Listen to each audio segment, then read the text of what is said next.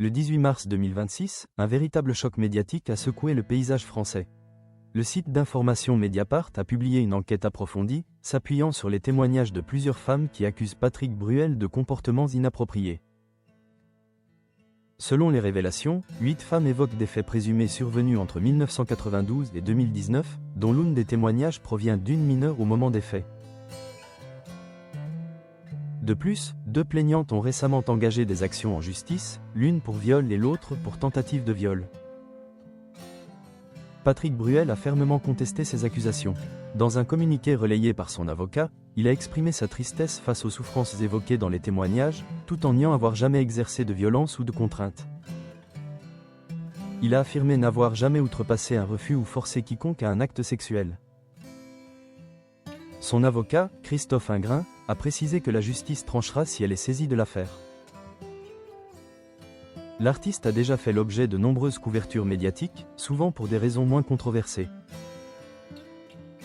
En novembre 2025, il avait notamment évoqué l'ouverture de son domaine provençal, l'île de Léos, dans les colonnes de Télémagazine. À cette occasion, il avait partagé son expérience des installations à l'île sur la Sorgue, où il a été chaleureusement accueilli. « Je me suis installé il y a 20 ans à l'île sur la Sorgue et j'y ai été accueilli avec beaucoup de chaleur », avait-il déclaré. Patrick Bruel a également exprimé son désir de créer un héritage pour ses fils, Oscar et Léon. Dans l'interview, il avait détaillé son projet d'ouvrir un hôtel de luxe, précisant « Je l'ai fait pour mon village. Je voulais donner un ancrage à mes enfants.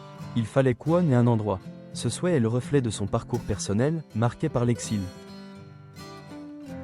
Né à Tlemcen en mai 1959, il a quitté l'Algérie pour Paris après l'indépendance, une expérience qui a profondément influencé son identité. En outre, il convient de rappeler que Patrick Bruel possédait une villa à Los Angeles, qui a été ravagée par un incendie en 2025. Cette tragédie a emporté de nombreux souvenirs, bien que personne n'ait été blessé. L'artiste a partagé sa douleur face à cette perte, soulignant que certains objets, comme des dessins de ses enfants et des œuvres de son fils Oscar, avaient une valeur affective inestimable.